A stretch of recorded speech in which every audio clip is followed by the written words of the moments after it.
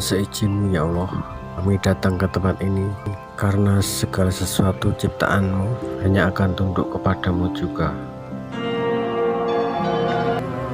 Halo sobat, kali ini datang ke tempat yang jarang dikunjungi orang dengan tidak mengurangi rasa hormat terhadap para leluhur dan pepunden di masa lalu yang bau reksa tempat ini, serta terhadap penduduk lokal yang belum sempat saya minta izin. Kami datang ke sini karena ketidaktahuan, dan karena ketidaktahuan itu kami ingin tahu ada apa sebenarnya, ada gerangan apa di tempat ini. Pada awalnya saya datang ke sini ingin membuktikan. Saya pernah lewat ke sini, kemudian saya sempat berpikir, tempat apa ini ya? Sepertinya sebuah tempat wisata yang mungkin sudah tidak viral lagi. Dan akhirnya saya sediakan waktu untuk datang ke sini lagi pada saat ini. Untuk mengurangi sedikit rasa takut, tolong sobat tetap di sini ya, menonton bersama saya di sini. Yang belum subscribe, tolong segera subscribe dan tonton terus sampai habis agar saya merasa ditemani di sini. Kita akan melihat tempat apakah ini. Ya, tempat ini bernama Pesanggerahan Gedong Pulung Sari. Situs ini lokasinya berada di atas ketinggian di lereng gunung. Desa terdekat adalah Desa Dondong, berada di bawah situs ini. Bentar sobat, ini ada semacam pot bunga atau panci dari tanah liat dan kelihatan masih baru. Ada apa ya? Wah, jadi tambah penasaran ini. Oke sobat, tetap di sini ya. Kita akan melihat bersama-sama tempat apakah ini sebenarnya. Jadi saat saya datang ke sini tidak ada orang satupun kecuali orang yang lewat. Jadi terpaksa saya datang ke sini sendirian. Dan sejak tiba tadi di bawah sudah disambut oleh lentingan suara burung elang. Rasa penasaran pun bertambah besar. Mungkin karena ada suara burung elang ini salah satunya. Sayangnya dengkulku rasanya mau copot. Ya, tinggal sedikit lagi. Rasanya pegel banget. Dan akhirnya sampai di atas. Oh, ternyata seperti itu. Pada bagian atas pagarnya sudah mulai lepas. Dan bangunan itu juga sudah karuan. Bulu kuduku sampai merinding. Suasananya sunyi, tidak ada seorang pun, hanya ada suara burung elang dan suara angin semilir. Saya pikir ini adalah tempat wisata yang terbengkalai. Ternyata tempat ini adalah sebuah kuburan, tempat pesarian atau peristirahatan dari seseorang yang melegenda di masa lalu. Entah siapa beliau, yang jelas tempat pesarian ini dilindungi oleh pohon-pohon besar. Tempat ini sungguh damai sekali. Pada gapura pintu masuk dijaga oleh sepasang burung elang yang dilambangkan dengan patung kedua burung tersebut. Tidak ada keterangan apapun. Tampaknya tempat ini sudah lama ditinggalkan. Dibuka bisa. Di dalam terlihat banyak tempat duduk dari balok kayu. Sementara di luar terlihat ada 4 bangunan yang sudah mulai rusak. Kita mau masuk tapi nanti aja dulu. Kita ke atas ini aja, tangga atas ini. Ada apa di bagian atas? Apakah sama dengan yang di bawah tadi? Sementara bangunan di sebelah kanan kiri sudah mulai rusak, atapnya mulai jebol. Sampai di sini aku masih berpikir, oh, bekas wisata. Dan itu juga tempat jualan yang sudah ditinggalkan. Mestinya ini dulu adalah sebuah tempat wisata. Ya, cukup asri lah ya. Ada hutan, ada tangga ke atas. Mungkin di atas nanti ada tempat untuk berselfie atau seperti itu. Karena tempatnya terlalu tinggi. Di tempat ini banyak ditumbuhi oleh tumbuhan pohon-pohon apa ini ya. Sepertinya kita sedang masuk ke dalam hutan wisata. Tapi entahlah. Tapi ini tampaknya jalan untuk menuju ke ladang. Kita lanjut ke atas saja. Ada apa di sana? Sementara suara burung elang itu seperti sebuah peringatan. Aku jadi tambah merinding ini. Tapi aku terus nekat melangkah ke atas bersama kalian. Di sebelah kanan kita lihat batu-batu besar. Saya pikir itu sebuah candi, tapi ternyata bukan. Bentuk batunya sangat unik.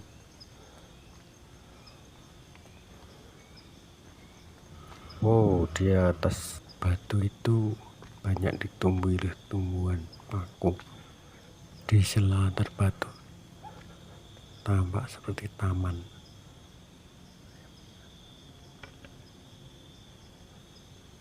Ternyata hanya batuan biasa.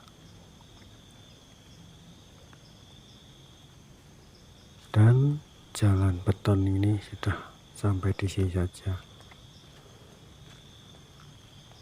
Yang ada jalan tanah yang digunakan oleh warga setempat ini, para petani di sini untuk menggarap ladang. Dan itu ada apa itu seperti patung. Kalau kita mendekat lagi, setelah saya dekati, ternyata itu adalah manusia. Nenek-nenek, seorang nenek dengan rambut putih, berpakaian kusam. Dia berdiri di situ ketika saya datang, dan lalu saya tanya,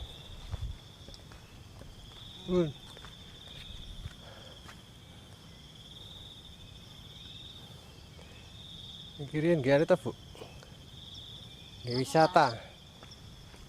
Mikirin gak wisata ta? Non? Niki gak wisata rin. Suka Pak? Daerah mriki. ternyata jawabannya nggak sesuai. Oh, badhe tenggene Simbah. Simbah, Iku pesanggeran apa ta? Laos Pak. Pripun? dia bilang Laos. Laos boten isi. Oh. Dereng isi. Saya jadi bingung. Nggih pun. Jadi ternyata saya tadi datang ke kuburan Simbah. Ya sudah, saya tinggalkan saja karena tidak dapat mendapatkan informasi di sini. Niku napa? Oh, sekengge Simbah. Nggih. Nggih, nggih, monggo. Mlebet saged nggih. Non? Mlebet saged. Pedal niku saged. Oh nggih. Bu. Nggih. Akhirnya saya kembali turun. Dan rasa takutnya sedikit berkurang karena ternyata sang nenek itu masih bisa diajak berkomunikasi. Jadi saya nggak merasa sendiri di sini.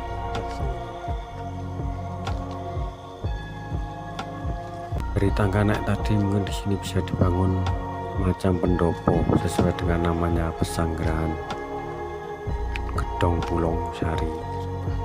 Sampai di sini saya masih penasaran, Simbah siapa? Tersesat di tempat keramat. Ya, kita lanjutkan petualangannya sesuai dengan pesan Simbahnya tadi.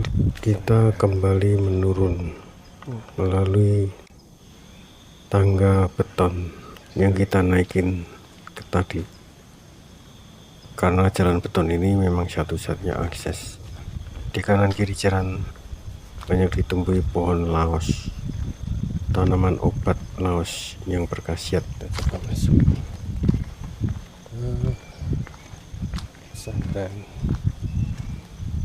Tempat yang saya pikir adalah tempat wisata ini ternyata sebuah makam, situs makam. Menurut keterangan dari Simbah, beliau bilang bahwa makam inilah makam Mbah. Saya penasaran ini. Tanaman laos, pon-pon. Kalian penasaran kan? Siapakah Mbah itu? Kalau orang Jawa bilang pesarian dari Mbah. Siapakah Mbah yang dimaksud? Mari kita cari tahu. Kita akan masuk ke dalam makam. Dan ternyata di bawah sana ada banyak para petani yang sedang menggarap ladang. Jadi saya yakin bahwa saya tidak sendirian di sini. Jadi nggak perlu merasa takut, tapi tetap sedikit merinding. Merinding karena apa? Karena saya mungkin sudah melanggar aturan bahwa tidak boleh masuk ke sini atau bagaimana gitu. Saya sedikit merasa bersalah ini. Tapi Mbah bilang tadi boleh masuk. Jadi sedikit ragu. Tapi ya, kita harus tetap masuk untuk cari tahu makam siapa sebenarnya di sini. Oke sobat, temenin saya ya. Ya, kita sudah sampai di depan pintu gerbang. Bismillahirrahmanirrahim. Ya Allah, segala sesuatu yang berasal dari ciptaanmu pasti akan tunduk dan patuh kepadamu juga. Assalamualaikum ahla kubur. Ya sobat, kita sudah masuk ke kompleks makam pesantren. Suara burung elang mulai menyambut kedatanganku di sini. Dan beginilah suasana di dalam kompleks makam. Agak merinding sobat, tapi aku beranikan diri untuk masuk ke sini. Dan tampaknya lantainya sudah mulai berlumut karena memang musim hujan. Kita lihat apakah keterangannya. Apakah bisa menjelaskan tempat pesarian ini? Nah, di situ terbaca petilasan Gedong Pulung Sari, pesarian GRM Sumati dan GRAY Sudarminah, Pundung Sari, Semin, Gunung Kidul, Daerah Istimewa Yogyakarta. Jadi ini adalah pesarian dari GRM Sumati dan GRAY Sudarminah. Siapakah beliau-beliau ini? Nah, siapapun beliau-beliau ini, semoga arwahnya diterima oleh Allah Subhanahu wa Ta'ala. Amin, amin ya rabbal alamin. Beristirahatlah dengan tenang eyang-eyang. Saya hanya mampir di sini.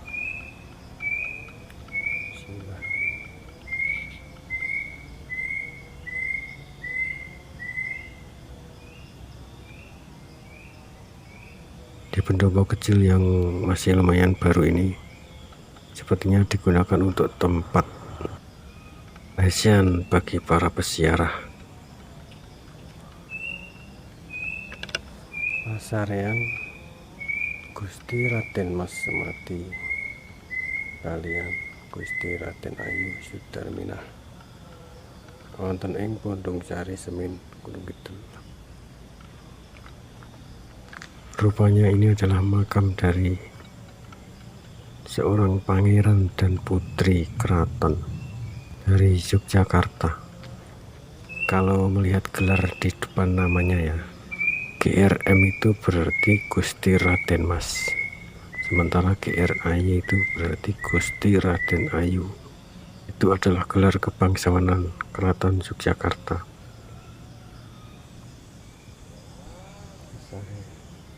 Tapi kenapa disemayamkan di sini ya? Harusnya kalau putra-putri keraton itu dimakamkan di Imogiri, di di makam khusus keluarga bangsawan Keraton Yogyakarta. Tapi kenapa di sini? Di atas gunung dan di tempat terpencil.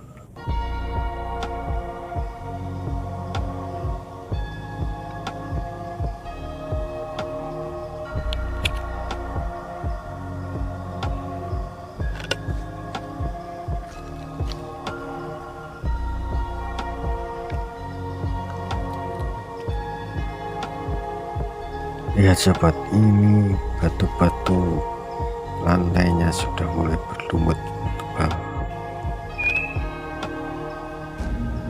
dan di kulit-kulit pohonnya pun sama.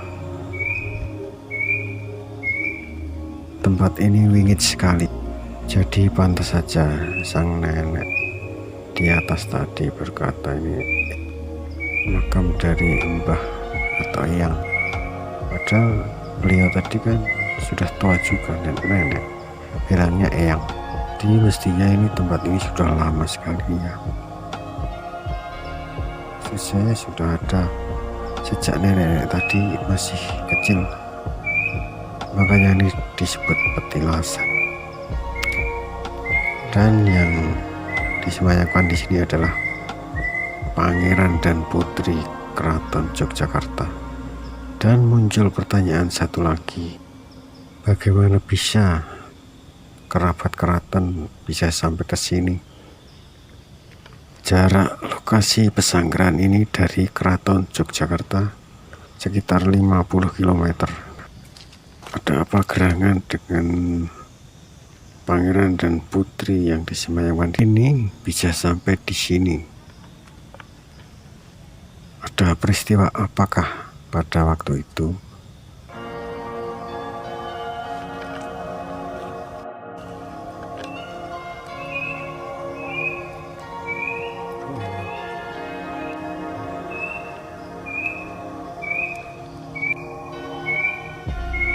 Tidak ada seorang pun yang bisa ditanyai kecuali prasasti itu.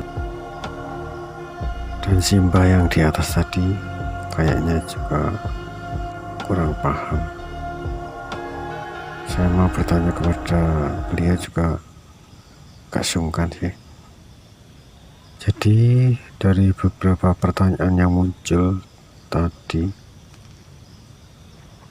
saya simpulkan bahwa pesanggrahan ini memang kadang dikunjungi oleh para peziarah, entah itu orang kampung, penduduk sekitar, ataupun dari kerabat keraton.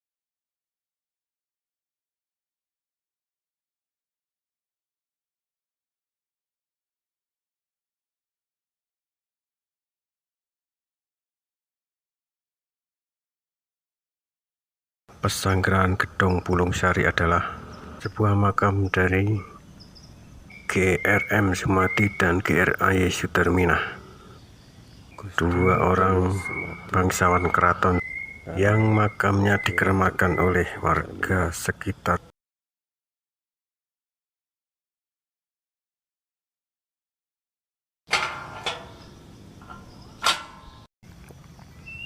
Kenapa Gusti Raden Mas Sumati dan Gusti Raden Ayu Sudarminah ini bisa sampai di sini hingga akhir hayatnya dan dimakamkan di sini di Pulung Sari. Ternyata beliau-beliau ini adalah putra-putri dari Hamengkubuwono II yang bertahta di Keraton Yogyakarta lebih dari 250 tahun yang lalu.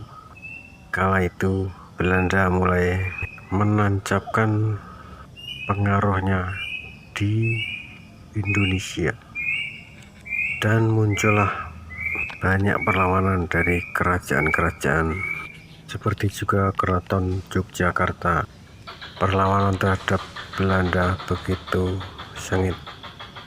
Ya tenang saja ya sobat, karena ini adalah wilayah Keraton Yogyakarta, bukan wilayah Belanda. Jadi pihak Belanda ini intinya ingin mengendalikan Keraton Yogyakarta. Pada saat itu memang antara Keraton Yogyakarta dan Keraton Surakarta tengah berseteru. Pihak Belanda mendapatkan momen untuk lebih menancapkan cakarnya di Indonesia. Dan dari peristiwa-peristiwa tersebut muncullah cerita legenda tentang pesanggeran Gedong Pulung Sari ini. Dikisahkan dalam legenda tersebut bahwa Sri Sultan Hamengkubuwono II mempunyai banyak keturunan dari permaisuri dan para selirnya. Di antara mereka adalah dua putra-putri Hamengkubuwono II, yaitu Gusti Raden Mas Sumadi dan Gusti Raden Ayu Sudarminah. Pada saat itu mereka berdua itu masih kecil-kecil. Gusti Raden Mas Sumadi masih berusia 13 tahun, sementara adiknya Gusti Raden Ayu Sudarminah masih berusia 9 tahun. Pada zaman itu usia belasan tahun sudah memasuki masa akhir balik.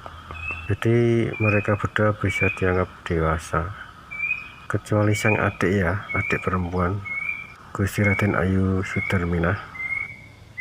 Mereka berdua ini melakukan perjalanan selama 350 hari dan akhirnya sampai di tempat ini, di Pulung Sari.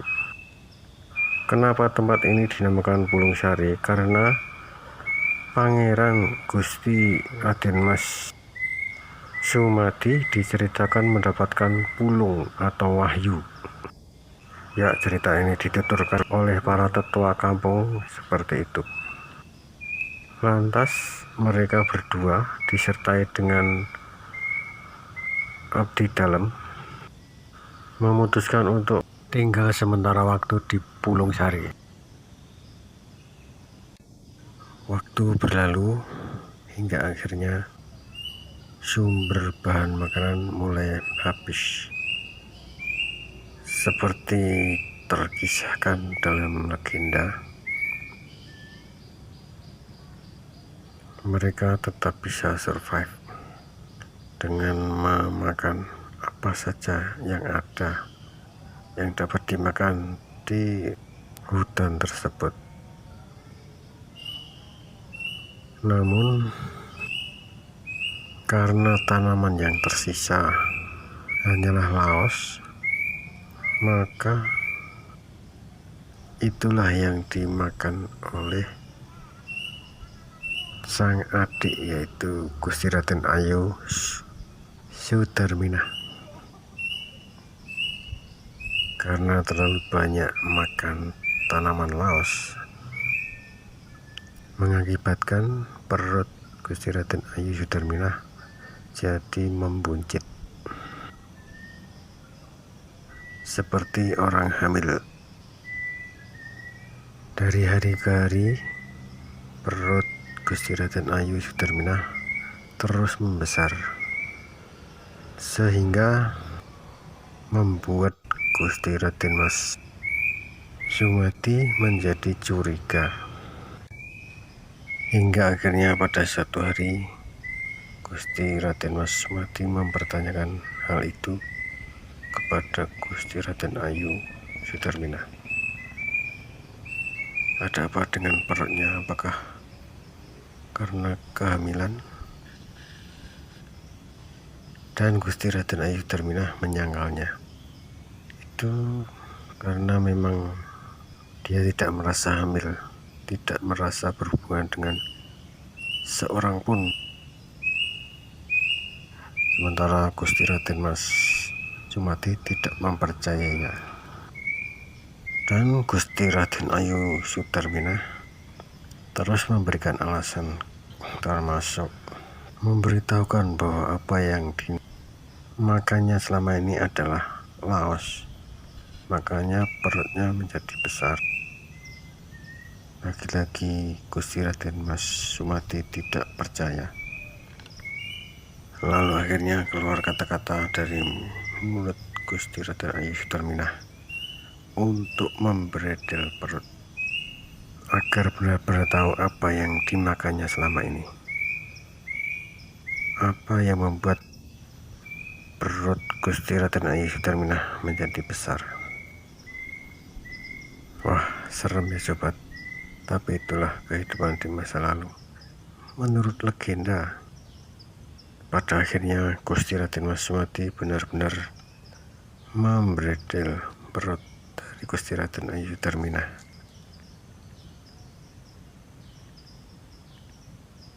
Hingga pada akhirnya terbuktilah sudah kebenaran sang adik, yaitu Gusti Raden Ayu Sudarmina, bahwa isi dalam perutnya bukanlah seorang bayi.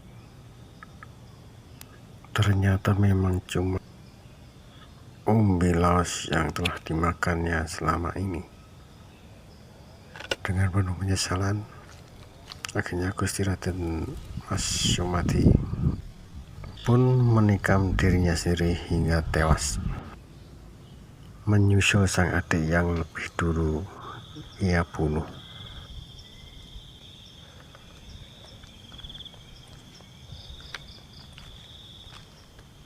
Bu. Dari cerita legenda di atas kita bisa ambil hikmah dari kehidupan tentang kerelaan, kepasrahan, dan kepercayaan. Ajaran Jawa kuno yang ngatiluhung.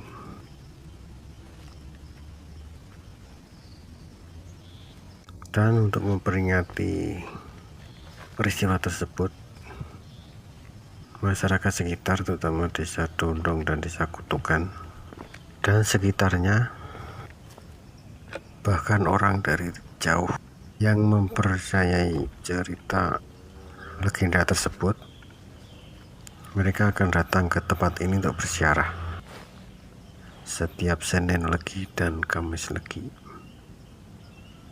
Bahkan ada yang berkunjung untuk berziarah pada malam hari. Dan pada saat bulan besar, pada hari terpilih, yaitu Senin Legi atau Kamis Legi, masyarakat desa Dondong selalu mengadakan ziarah yang diistilahkan dengan nyadran ke pesanggrahan Gedong Pulung Sari.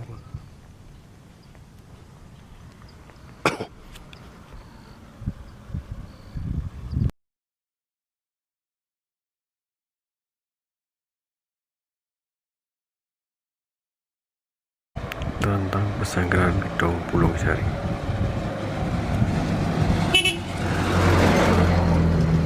Tentang legenda makam keramat, tentang kebudayaan Jawa di masa lalu yang sekarang masih lestari, yang sampai sekarang tetap masih diuri-uri.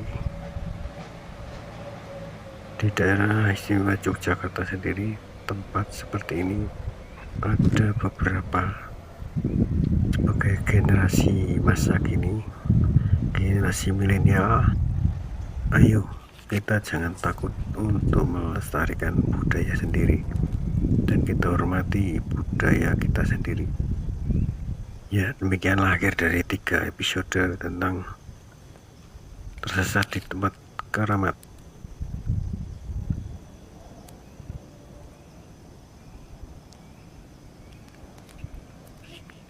Rapi dia.